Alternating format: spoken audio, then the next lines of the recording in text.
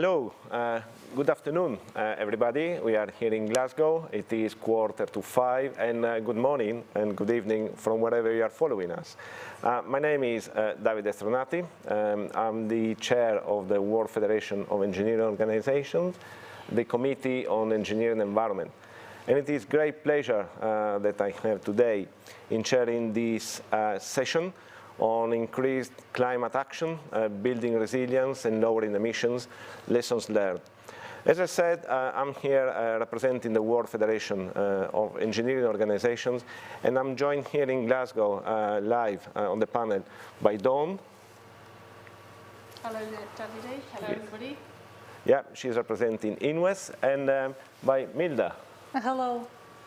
Fantastic. So I think we are going to start with a few slides of presentation about the World Federation on Engineering Organizations.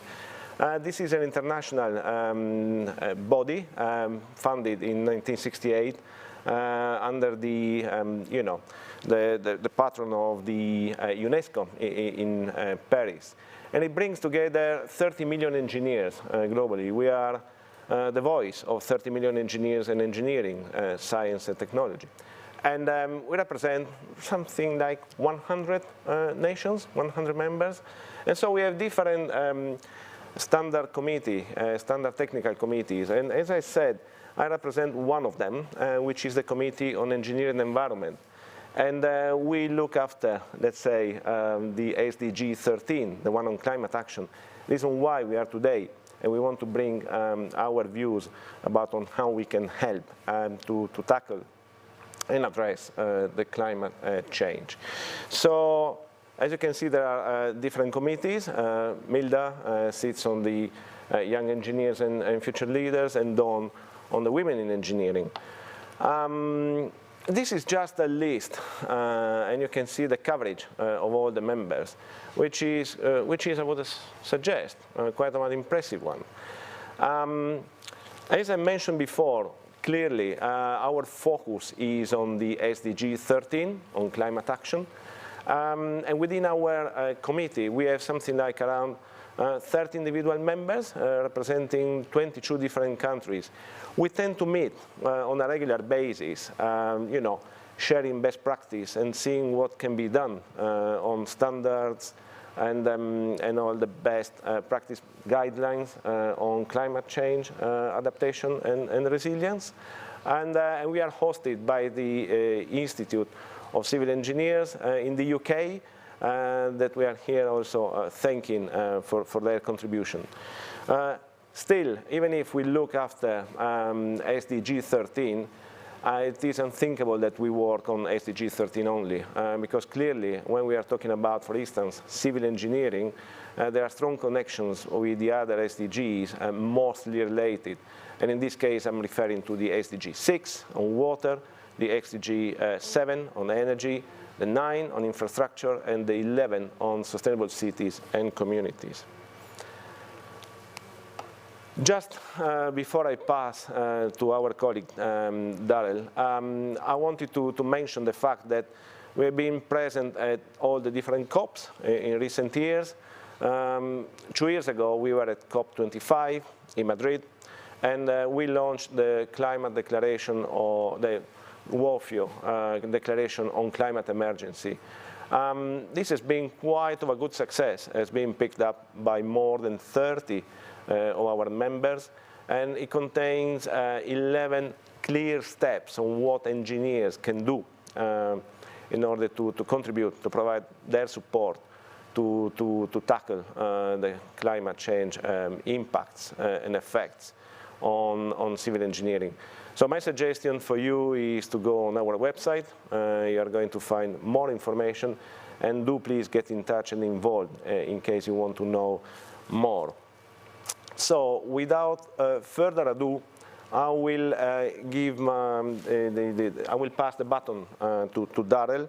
Darrel Danyluk is going to be join us live from Calgary in Canada.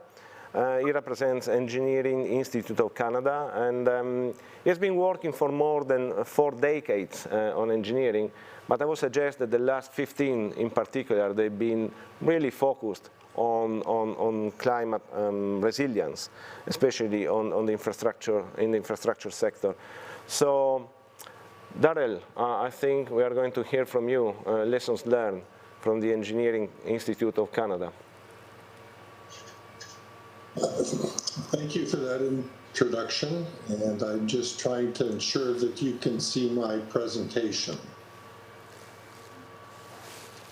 Can you hear me? Yes, we can.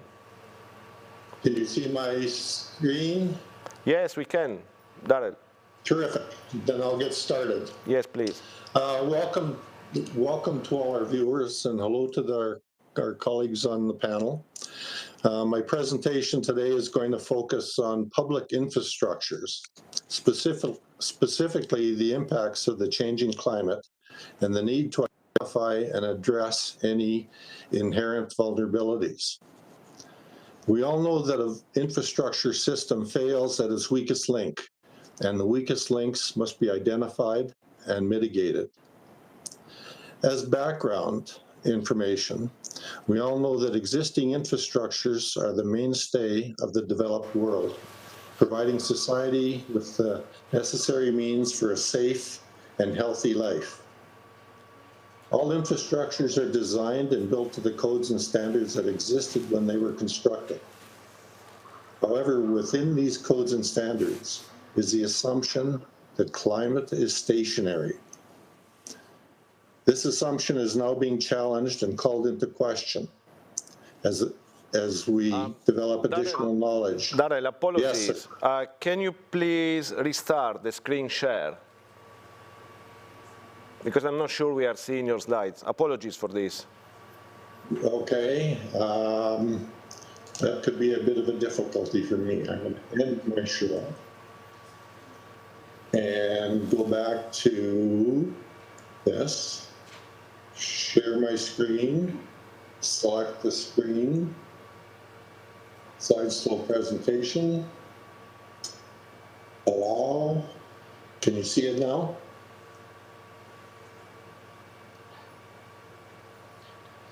Hello, can you see it now? I'm afraid maybe not. We move on. We can see. You can, okay. Yeah. Yep. Okay, I'll just do it this way. Can you make it bigger, please, if you can? But if you cannot, okay. That's fine. Oops.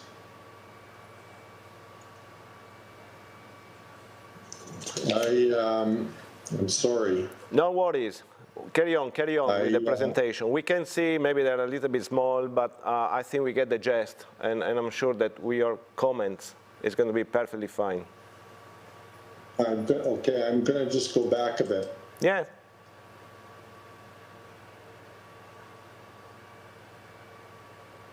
To get back to.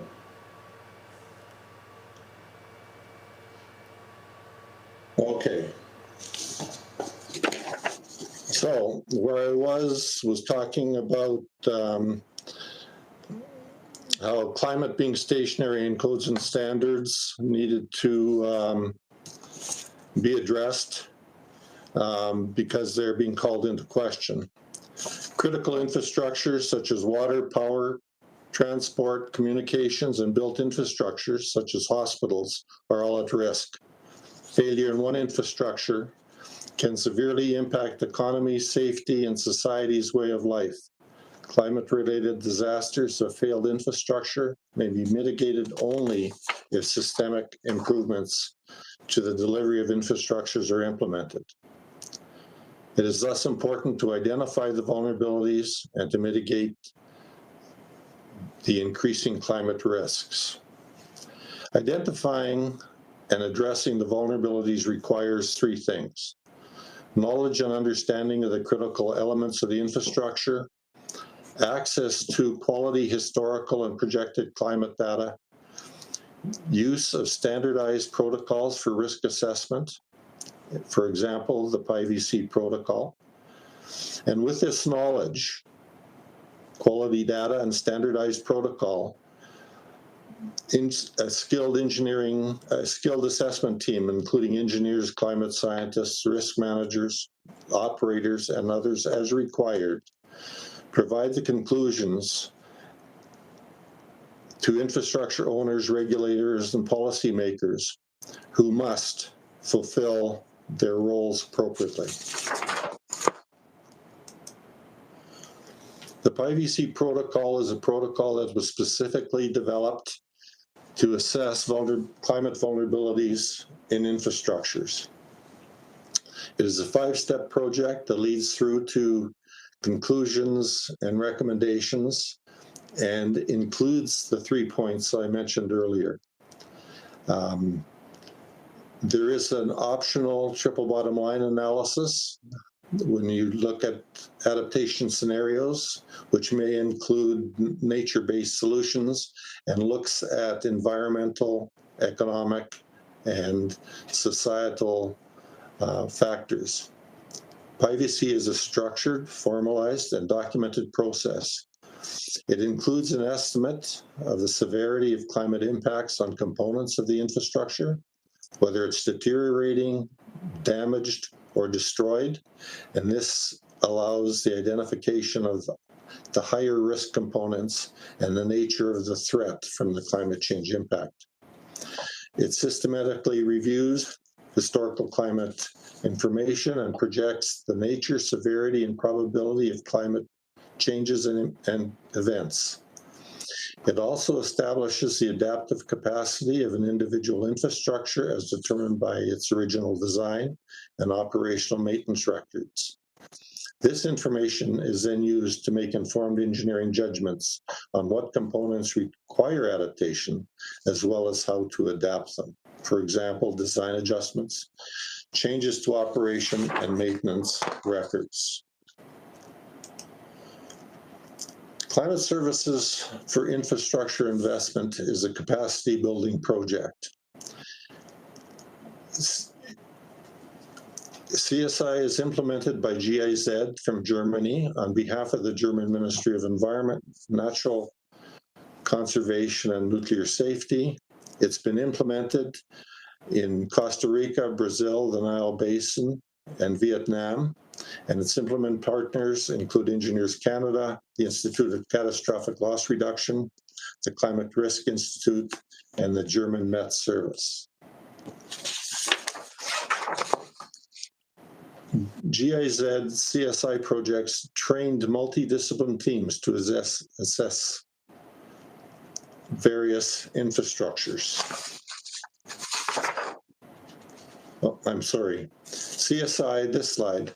CSI is implemented by, CSI considers and addresses the needs of the intersection of resilient infrastructure, climate services, and infrastructure investment. Darrel, can I ask you? Help. Can I ask you to advance your slides, please? Advance, move on your side. Thank you.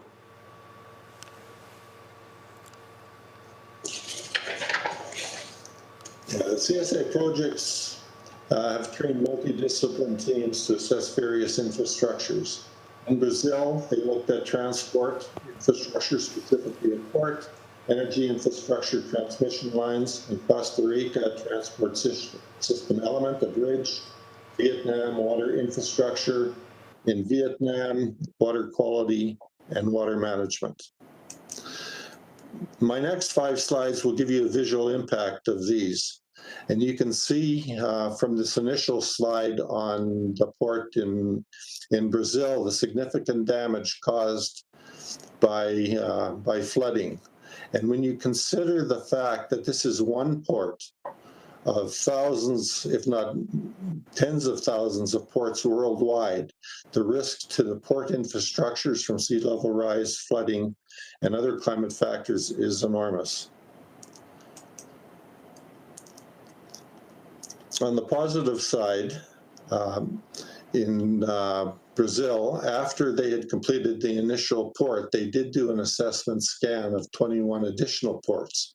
And you can see from this slide, the red and the orange indicated boxes identify those ports which have got critical vulnerabilities that need to be addressed. You'll also note that there are some green colored boxes which signify that these particular ports have got very, very low risk. Also in Brazil, we took a look at the transmission lines and the changing climate and the increased likelihood, probability, intensity, and duration of climatic events were identified as significant issues of concern on the power lines, and you can in fact see some damage to the power lines. In Costa Rica, this bridge is a critical element in the region's transportation network. It has over 200,000 or over 20,000 vehicles a day crossing it, and it is the only bridge infrastructure within 200 kilometers, bridge crossing within 200 kilometers. And you'll note in this slide the water level from a 2007 storm event, and it is some 10 to 12 meters above normal water flow. And you can see the water actually flowing over the river on that slide as well. In Vietnam, in the Mekong Delta, agriculture is a major infrastructure, and in order to address the climate related impacts of sea level rise and saltwater intrusion, Vietnam uses a series of sluice gates to control water flow up the delta.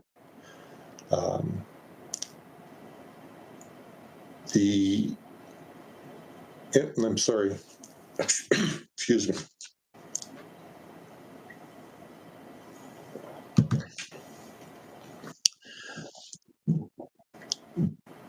The project in Costa Rica looked at the design on a new sluice gate, and after completion and modifications for climate criteria, the Vietnamese moved on and did a portfolio scan of 84 additional sluice gates. So building the knowledge and capability within the Vietnamese, as demonstrated here, has moved forward in doing assessments and adapting to climate change. The CSI project has built capacity within all the partner countries with over 450 individuals trained. The CSI project has shared knowledge developed on each infrastructure with all participant countries through global forums. The results have advised on the integration of climate resilient infrastructure, climate risk assessments, climate services into national policy, and 7 policies have been implemented to date. And building on the success of the global forum, the creation of an international community of practice is being developed. Of particular interest is Costa Rica. The initial application of Pivc internationally was in 2009 on a wastewater treatment facility in Leong in northern Costa Rica. And from that initial 2009 study, Costa Rica has evolved its approach to climate proofing and embedding Pivc into its institutions, and have developed a national adaptation policy for Costa Rica. So in the course of 12 years, they went from identifying a process to look at vulnerabilities, moving all the way through to a national standard, a national policy for implementation, a real success story. And we see this movement progressing in Vietnam, Brazil, and in the Nile Basin. This is a snapshot of some individuals who are champions of CSI climate services in their respective countries. I say they're a snapshot because they're just 9 of 450 plus people who go to work every day now with the skills, the knowledge, and ability to adapt their country's infrastructures. It is a real success story. And they have provided their email addresses on this slide if there's anyone who would like to contact them to learn of their experiences directly. With that, Davide, I will bring it to a close. I apologize for the missteps in the slide presentation. If anybody would like additional information or have specific questions, they can contact me at the email address shown. Specifically on the CSI project and the upcoming international community of practice, they can contact Benjamin Hoddick at GIZ. The link shown on this particular slide will take you to a very detailed product landscape where all of the outputs of the CSI project are available. If you're interested in the Pivc Protocol and what it's about, you can contact pivc@iclr.org, or you can go online and look at reports that have been completed at pivc.ca. And with that, thank you. Right. Darrel, thank you so much for your presentation. I think it brought to life what can be done on the capacity building side, around the world on climate resilience. We're going to take questions live, but equally, if you have any question you would like to ask in advance, and if you're on the COP26 platform, feel free to type, and we'll pick them up as they come at the end of all the presentations. Our next panelist is Professor Jianping Wu. He is the director of Tsinghua Cambridge MIT Institute on Future Transport Research Center, and is also a member of the CEE, the Committee on Engineering and Environment at WFEO, and he's leading our work on climate change mitigation. He wrote more than 350 papers and led 80 projects. So he sent his pre-recorded message from Beijing that we are going to play for you now. Good afternoon, ladies and gentlemen. My name is Jianping Wu from Tsinghua University, Beijing, China. It's my pleasure here to present this project for our WFEO CE project team. The project is named WFEO Climate Change Mitigation Best Practice Project. The aim of this project is to make best engineers' contribution to climate change mitigation. How do we do that? We will collect successful project examples on climate change mitigation from all WFEO member countries. Then we will select those best ones and share the best practice projects with all WFEO member countries as support. The project will focus on civil engineering and construction because it accounts for 36% of global final energy use and 39% of energy-related CO2 emissions. The project includes 5 aspects. One, we will build a database. The database will open to all member countries. Two, to publish reports regularly. Three, to produce technical guidelines based on our study. Four, to hold international conference and workshops. And five, to provide training courses. The data collection is based on a questionnaire which included 7 areas. 1, design. 2, building materials. 3, construction. 4, operation. 5, reconstruction. 6, waste. 7, macro indicators. The project is divided into 2 phases. In the phase 1, we will do a small-scale data collection and research, which we select 8 countries to start. Phase 2, when this is successful, we will start large-scale data collection and research, which will include 100 national organizations within WFEO. For the phase 1 study, we select these 8 countries. They are China, US, UK, Japan, Malaysia, Peru, Indonesia, and Kenya. So far, we have received the data from China and Malaysia and Peru.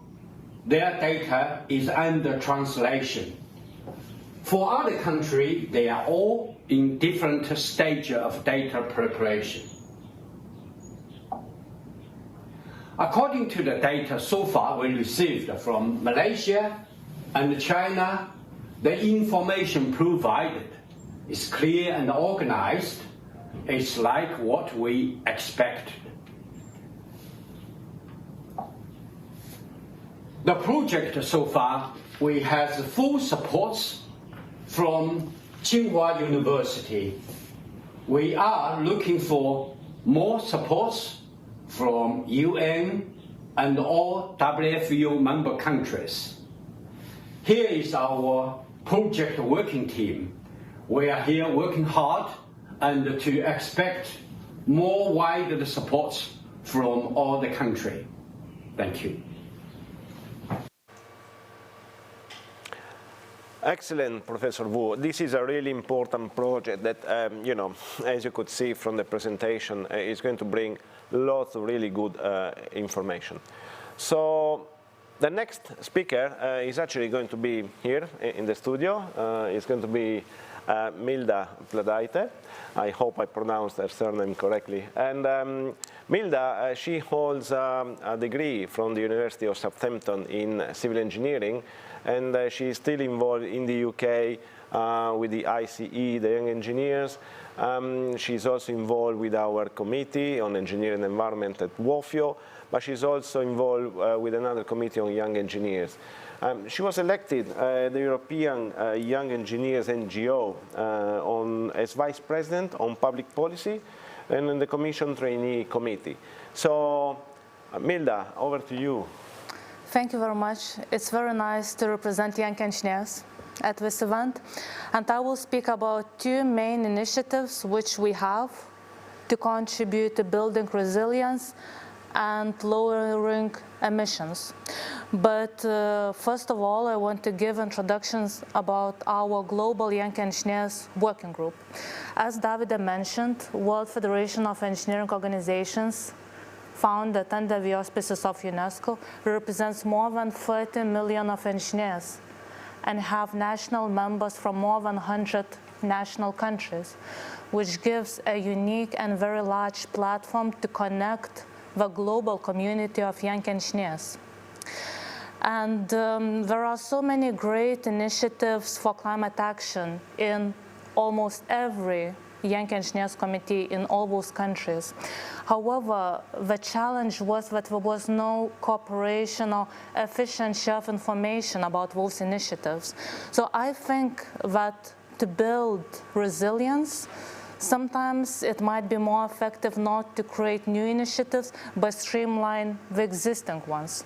So this is our working group is trying to do, to streamline what is happening in our national member Yank engineers committees and see and promote the share of support between them, in particular between the most economically developed and developing regions. As one concrete example, we have a very proactive Yank Engineers Committee in Uruguay. And one of the key priorities identified as from Yank Engineers was sustainable transport and, for example, electric vehicles. They were very interested in learning what China is doing, what Yank Engineers in China Association is doing, and CAST, which is China Association for Science and Technology, which is the largest engineering organization in China, having more than 200 societies and branches across the country, has an extensive experience in sustainable transport. So our working group made this connection and connected Uruguay Yank engineers with Chinese Yank engineers so they could start working more closely together. Also, we helped Uruguay and Yank engineers to initiate the cooperation with national government, and we're very, very glad to see that policymakers are interested and will involve Yank engineers in initiatives at national level. Also, we are now helping them and supporting in establishing the connection with UN Sustainable Transport Initiatives and the Marrakesh Agreement Partnership, such as quite many of them. And so this is the first part of how we are building and helping to build resilience. The second aspect about climate mitigation, lowering emissions. Our global Young Engineers Working Group initiated cooperation with a key UN Young Professionals Network, such as YOUNGO, UN Secretary-General Youth Advisors on Climate Action, also GYCN, which is Young Professionals Network on Climate Action within World Bank Group. Together, we prepared a joint statement, which is probably one of its kind, bringing such a large network of young professionals from engineering background and policy making and finance. So we prepared 12 policy objectives, and one of them is that we are asking all COP parties to commit and prepare the national strategies for greenhouse gas and methane emission lowering. This involves a lot of technical input.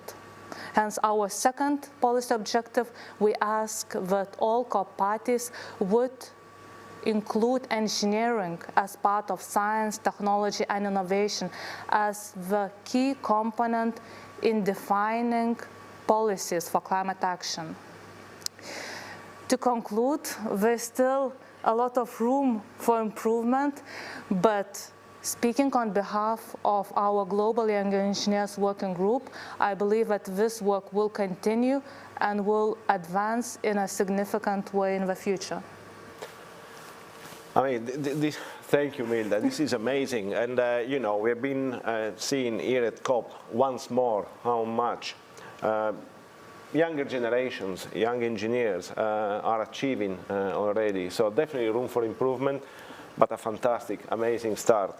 So our next speaker is going to be here in the studio as well. And I try to remember everything, already her past experience, but it was just impossible. So if you don't mind, Dawn, we read it. So Dawn Bonfield, she holds an MBE. And she's the Royal Society Entrepreneur in Residence at King's College in London, working with young people on addressing the Sustainable Development Goals as entrepreneurs. So, very important task. She's visiting professor of inclusive engineering at Aston University, and she's also the founder and director of Towards Vision, which is a not-for-profit organization which works towards a vision of diversity and inclusion in engineering. She's the past president and former chief executive of the Women in Engineering Society. And she's here at COP as deputy chair of the Women in Engineering Committee of the World Federation of Engineering Organizations. So, Dawn, looking forward to hearing from you. Sorry to make you go through all of that long introduction. So yeah, thank you very much, Davide. And as Davide said, I'm here with the Women in Engineering Committee of WFEO. And we have been looking for the last 6 months really at the nexus between gender, engineering and climate change. And I'm just going to tell you some of the areas that we've been focusing on in that journey that we've had. The first one we want to look at is around women's vulnerability to climate change. Now, you might think, well, this is an engineering presentation and panel, and why are we thinking about women's vulnerability? But as engineers, it's really important that we understand what happens to the stakeholders. And so women's vulnerability is really important to understand. And some of the things they are more vulnerable to are around climate migration, for example. They are often, as you see in the photograph here, with children. They can't travel alone, so they're often at more danger to themselves physically. They're more likely to have their food security disrupted. They can't grow as many crops locally. They have to travel further for the fuel and the water to cook the food. They also they bear the brunt of the caring responsibilities and the home, and in the home and the health responsibilities for their family. So if they or any of their family members get ill, then the women are often the ones that have to look after those family members. And that means that they're not able then to make money as they would have done otherwise.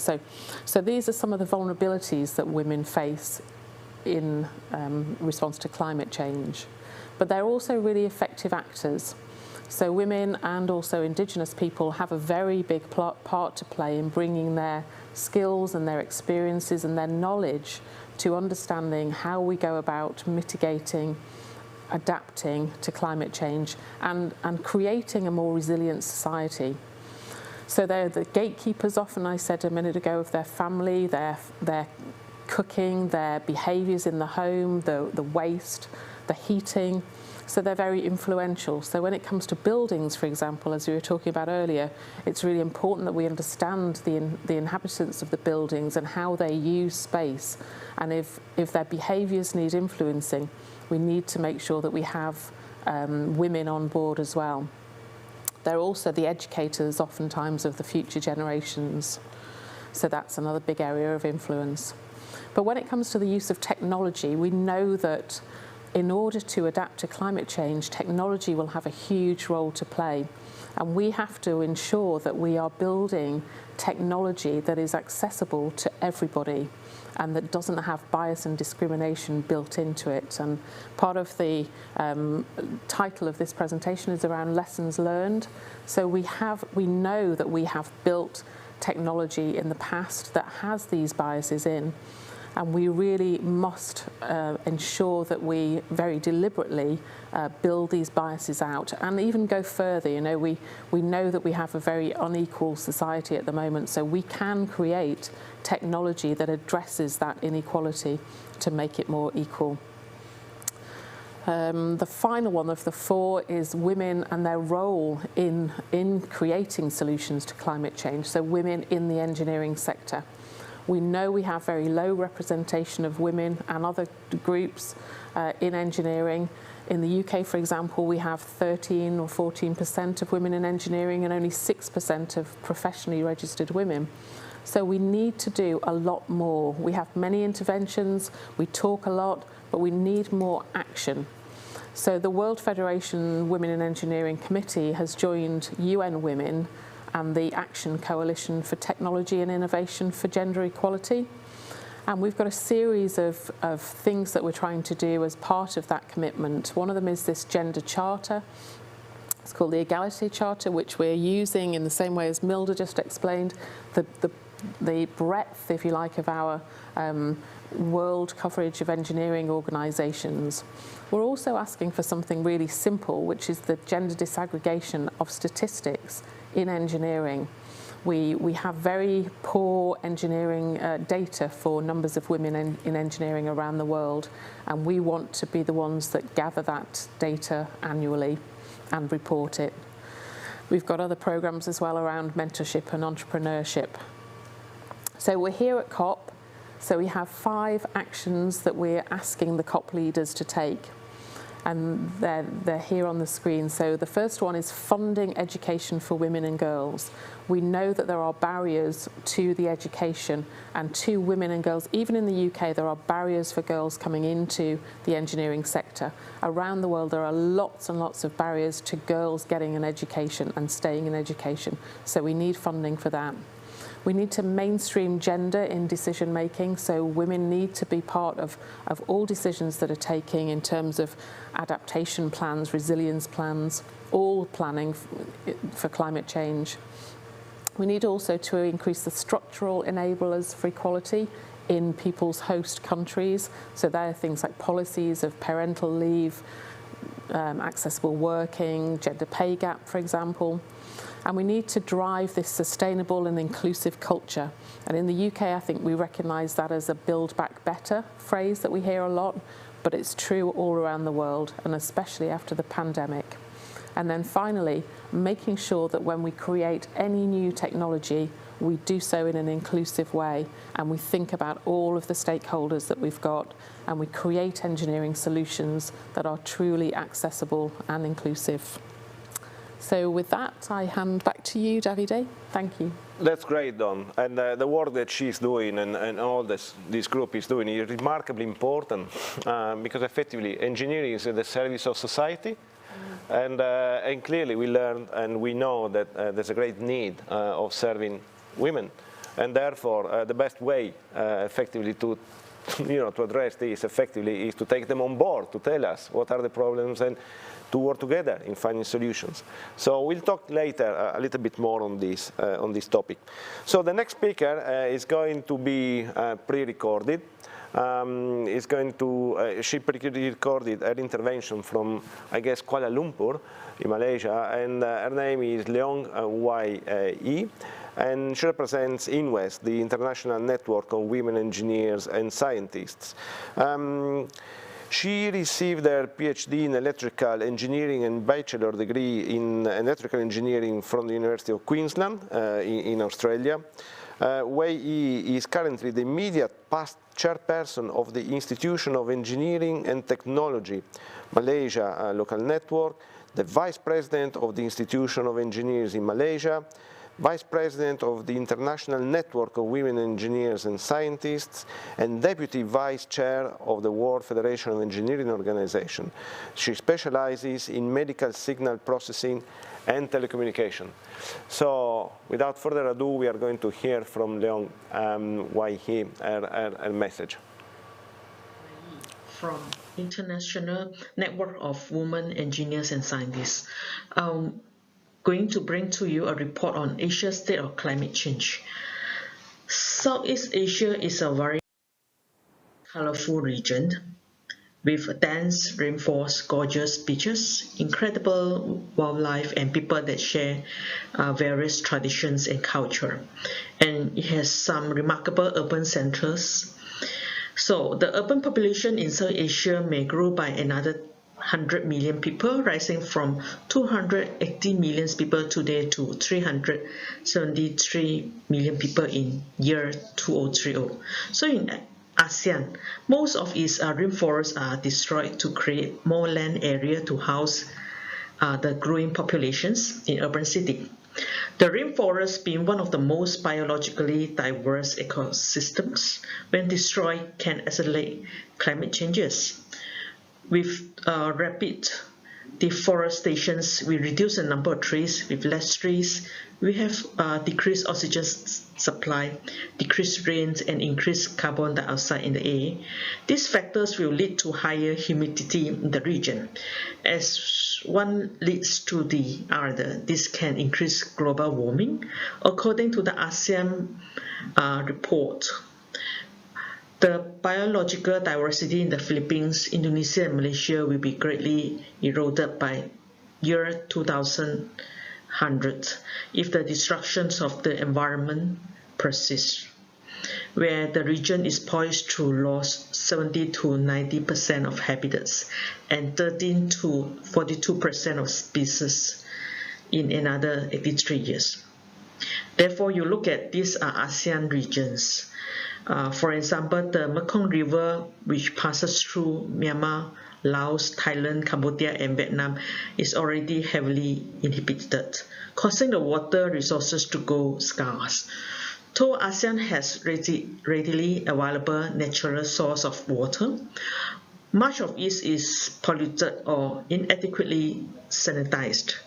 With concern for water scarcity, we also face food security as agriculture will equally be affected. Water is the primary catalyst for healthy and abundant crops, beside other factors like sunshine, soil, and fertilizer. When you look at this report, target two broad climate policy objectives to achieve the goals. First, we are trying to meet the transparency-related reporting requirement under the ETF. Second, we are trying to raise the ambitions of national policy to meet climate goals through a multi-dimensional transformations of system. These two objectives are termed transparency and transformations. The long-term goals is after 2050, we should have self-realizing, self-enforcing ambition look, and these must be in alignment with the national and regional development priorities. ASEAN's GHG emissions have continued to rise due to increasing energy-related carbon dioxide emissions and CHG emission from the LULUCF sector.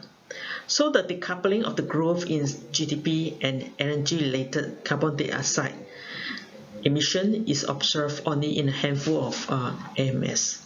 It is important to reduce energy intensity through lower energy demand and further energy saving, and to reduce emission intensity by providing renewable energy expansion. So you look at here, this is also another issue caused by forest land, grassland burning in the ASEAN regions. Climate change adaptations in the ASEAN region can be enhanced by implementing various growth of actions. You can look at here, these are the sectors that cause of high emissions of carbon dioxide, for instance, electricity and heat productions, manufacturing industry and construction, residential agriculture, final consumptions, and also transportation as well in the 10th ASEAN country. Therefore, the status of energy efficiency development in ASEAN needs to be noted. Especially, you look at Indonesia, they have the ministerial budget for green energy and energy efficiency. Malaysia, we have postponed of energy efficiency law regulations until 2021. So these are the impact on the energy efficiency development. Myanmar, there's a delay in development of efficient power plants. And Philippines, there is an extension of annual energy efficiency and conservation reports. Therefore, the regulatory framework to promote renewable energy in the ASEAN country is very important. You look at the climate change adaptation in the ASEAN region can be enhanced by implementing various actions. The groups of actions include promote risk and assessment and strengthening the scientific information base, and also this group provides very important base for science-based decision making in the region. These are the policy that has implemented by these 10 ASEAN countries: renewable energy, renewable targets, electric utilization quota given, biofuel blend, and there are also tax incentive, tendering, reduce in sales, and the public investment, so-called or implemented by the country. The EIC-ICI integrate involve motivate framework for achieving the required speed and skill of climate change adaptation in the country as follows. Similarly, this motivate group of actions, including setting adaptation goals, finance, reskilling, and workforce, that provides stakeholders to engage in the group of actions. Furthermore, the integrate groups of actions, such as formulating adaptation plans, enables to integrate all synergistic activities and achieve a harmonious adaptation progression in the region. Therefore, the biggest asset of ASEAN is the greeneries and wealth of the natural resources. Human and nature must coexist. One without the other is meaningless. There's no two ways about it, so the ASEAN must intensify their efforts in preserving the nature, investing especially its environmental sustainability to ensure that its states continue to be an attractive destination for trade and tourism activities. So to sustain ASEAN's economic progress over the next 50 years, the leaders must commit to focusing on climate change. The absence of a proper nature protections and the effects of climate changes can be detrimental to the livelihood of mankind in the regions. Thank you. So I'm Leong from the International Network of Women Engineers and Scientists. Thanks for your attention. Great. Thank you, Wai. And the very last presentation is going to be pre-recorded as well. This time it's going to be pre-recorded from the United States, and it's going to be from Gail Mattson. She's a registered professional engineer with 40 years of experience in environmental engineering and sustainable technologies. She earned a BS in biology and chemistry and an MSc in environmental engineering. She has managed multi-million-dollar remediation projects and was responsible for operations of the ES&H Directorate at Brookhaven National Laboratory for the U.S. Department of Energy. She's currently past president of the International Network of Women Engineers and Scientists and has served in various leadership positions with the American Society of Civil Engineers, Society of Women Engineers, Girl Scouts of the United States of America, and American Association for the Advance of Science. So without further ado, we are going to hear from Gail, her contribution. David, thank you very much for the kind introduction earlier. It's an honor for me today to be representing INWES as its immediate past president. The mission for INWES is to build a better future worldwide through full and effective participation of women and girls in all aspects of STEM. I look forward to this opportunity to briefly share with you how, as many effects of climate change are being recognized and felt, there are many examples how women are stepping up to act in many capacities around the world to make a difference. Research has shown that women adopt innovative and preventative measures at a faster rate than men.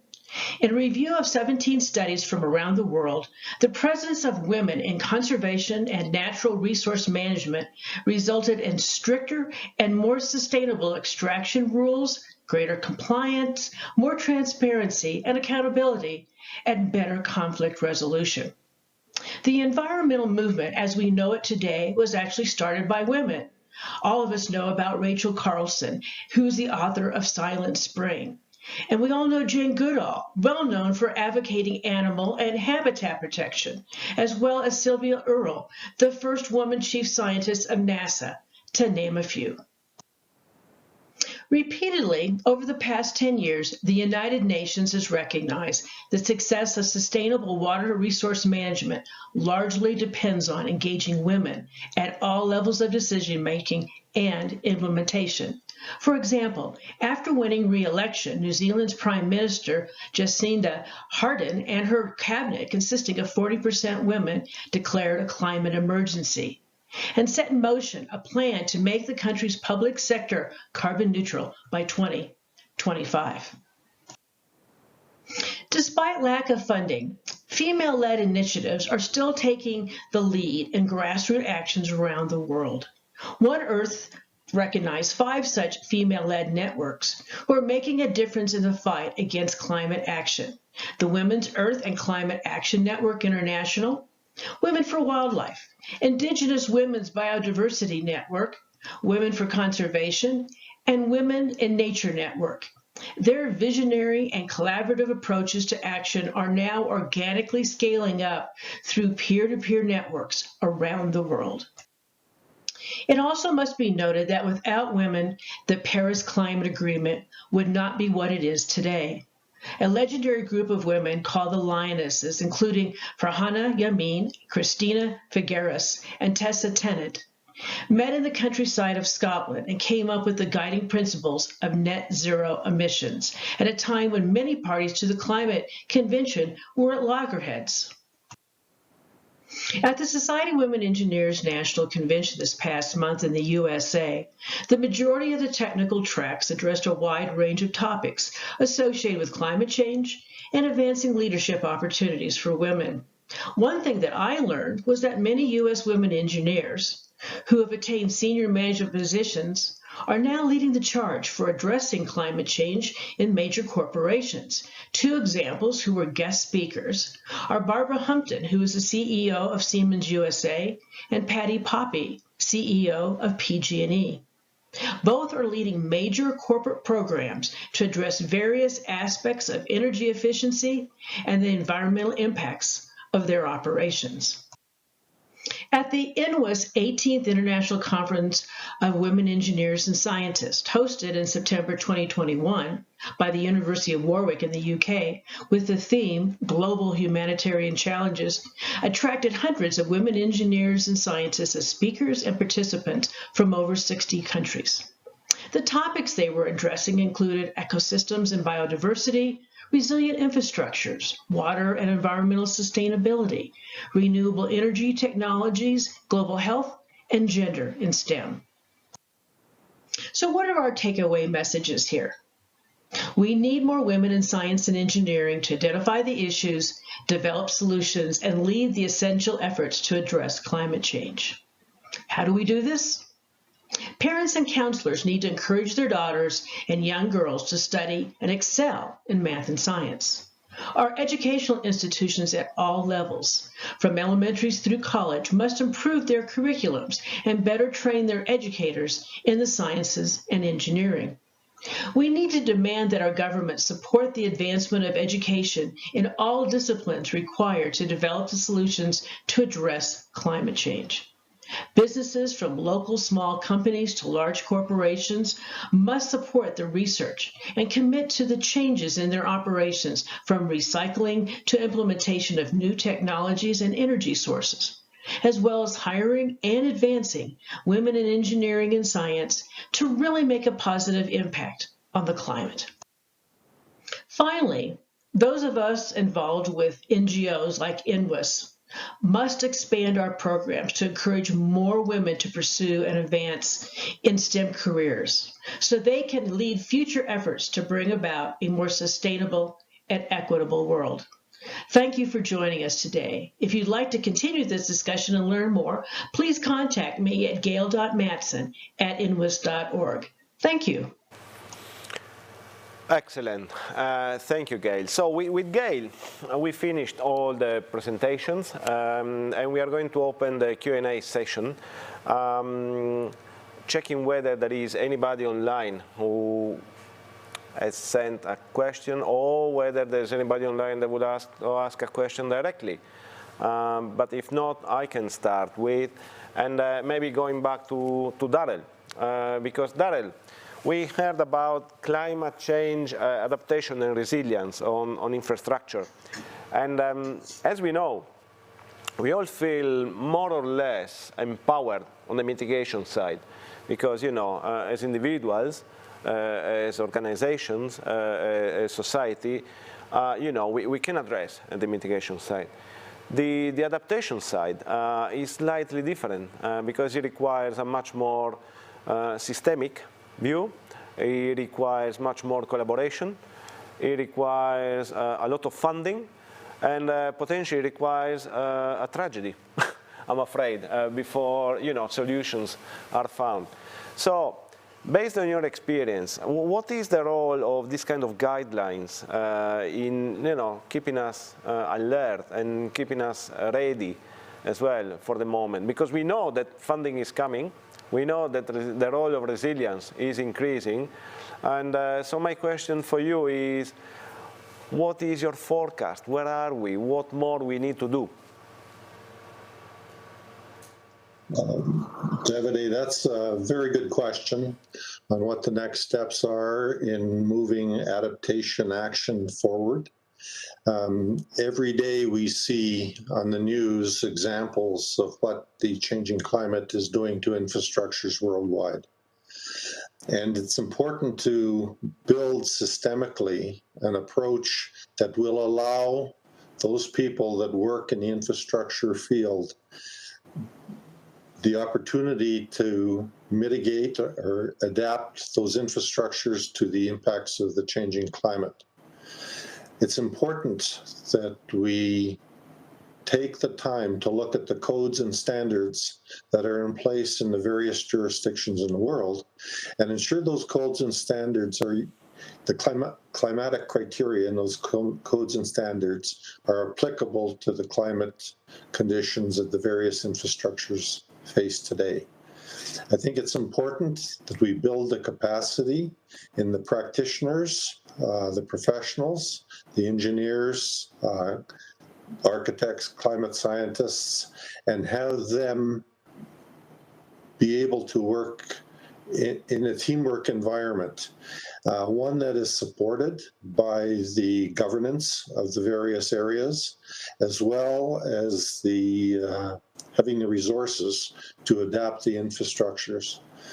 One thing that is obvious from the work that's been done over the last decade is that it is not necessary to replace all infrastructure.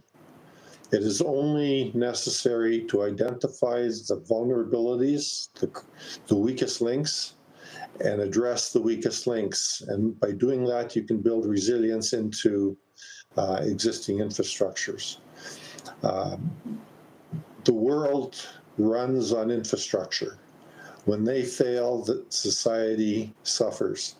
By taking a very focused approach to the resources, we can reduce, mitigate the impact of the changing climate on infrastructures and hence society.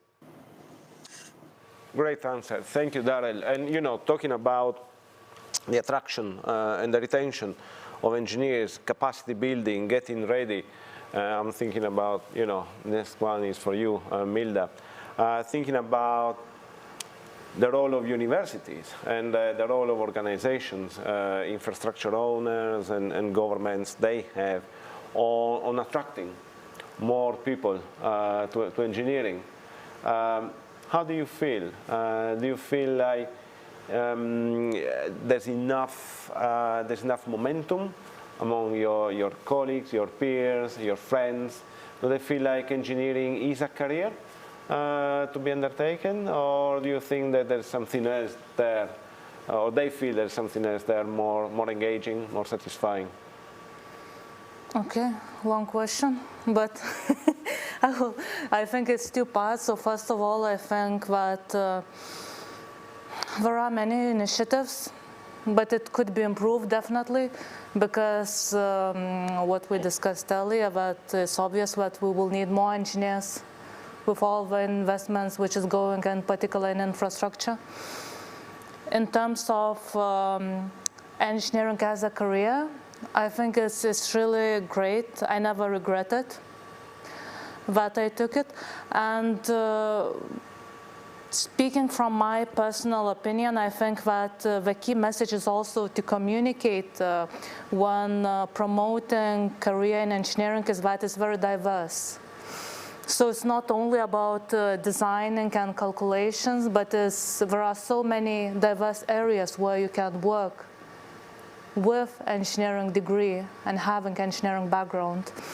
It's also, even if you are interested in policy making, it's also, we need more engineers in policymaking. So this is just an example how wide the spectrum of possibilities everyone would have with engineering degree. And of course, Darrel said infrastructure is everywhere. And we are just talking about the infrastructure aspects, which is not even the whole engineering spectrum. And therefore, clearly, I think that it is important, for instance, that at COP26, we are here presenting the voice of engineering, because effectively, right now we are talking about the need of addressing climate change and the need of finance. Once the finance is going to start flowing a lot, we'll need engineers, I think, and I'm afraid, for delivering on all these promises. And I saw that Don would like to intervene on this. Yeah, I just wanted to follow up on what Milda said really about getting more people into the engineering sector. And sometimes I think we can obsess a little bit about the term of engineering and trying to get more engineers, but in fact, climate change, as you just said, is a whole enormous area, and there's so many different roles that you can play in addressing climate change. And I think, certainly from my perspective, we are seeing certainly more women being motivated to address the climate challenge. So I think, one thing we should learn, and we've tried before to focus it on engineering and just try to have engineering as the draw. Sometimes I think that is a bit counterproductive, and we need to move away from the engineering and say these are the challenges, because actually to solve climate change we need a real multidisciplinary of people in teams. You need engineers, but you need behavioural scientists, social scientists as well, people working in data. We're going to rely very heavily on data. And, not all data scientists necessarily have to have STEM training. We need to be more creative, really, in how we enable people to address the challenge of climate change. Absolutely, and I'm aware, and I'm a good witness that, engineering consulting organizations are looking for anthropologists. Sure, now, to complement, my daughter's an anthropologist. There we go. There we go. They're looking for, to complement, the kind of solutions and mentality that we need to apply to solutions, effective ones. Now, going back to you, Don, and continuing on this flow of discussion about university. Have you seen differences in the students' demand about climate change, what they want to do after? What are the main differences have you seen in the last, 5, 10, how many years? Yeah, I've not been in academia for that long. I'm only recently kind of quite new to being in universities, but I definitely noticed that environment and climate change is a draw for the typically underrepresented groups in engineering. So I think any of the programs that have a link to climate change or the environment do better in terms of women than those that don't. So I think we, need to understand, and that's a real need for data. We need to know, we need that evidence so that we can, look at the courses that we run and say, well, which ones are going to be more useful for addressing climate change, and concentrate on things that will be useful, and not continue with programs and higher education or not that aren't addressing climate change. But education is one of the best ways that we can prepare the next generation. So we have to, really be intentional in building this sustainable development goals as a whole. Climate change is one area of sustainable development, but we have to find ways of building this into all of our courses in higher education. Indeed, indeed. And, I'm trying to think between Darrel and Milda, thinking about engineering, thinking about climate change, thinking about, maybe somebody that who is more experienced working and somebody who is starting the career. And I'm wondering whether, between the two of you, we can have a sort of a dialogue and debate about, Darrel, what would you suggest Milda to do to flourish in engineering and in addressing climate change? Well, it goes right back to the basics of engineering and design of engineering. Climate has always been taken into account in the design. The problem now is the climate has changed. And as I said earlier, the existing climate criteria and codes and standards is no longer applicable.